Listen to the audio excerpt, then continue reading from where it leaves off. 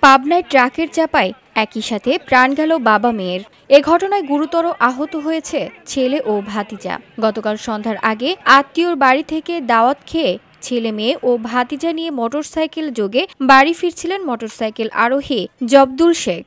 এ সময় ঢাকা পাবনা মহাসড়কে ২৪ মাইল নামক স্থানে পৌঁছালে পাট বোঝাই একটি ট্রাকের সাথে মোটরসাইকেলের মুখোমুখি সংঘর্ষ হয়। ট্রাকের চাপায় পিষ্ট হয়ে ঘটনাস্থলে নিহত হয় মোটরসাইকেল আরোহী বাবা জব্দুল শেখ ও তার শিশুকন্যা জুবাইয়া খাতুন। স্থানীয় লোকজন গুরুতর আহত অবস্থায় নিহত জব্দুল শেখের ছেলে ও ভাতিজাকে উদ্ধার করে হাসপাতালে নিয়ে যায়। খবর পেয়ে লাশ উদ্ধার করে পাবনা মেডিকেল মর্গে পাঠিয়েছে হাইওয়ে থানা পুলিশ। নিহতদের বাড়ি পাবনা বেড়া উপজেলার নান্দিয়ারা গ্রামে। একই সাথে বাবা মেয়ের মর্মান্তিক মৃত্যুতে শোকাহত আত্মীয় স্বজন এবং এলাকাবাসী।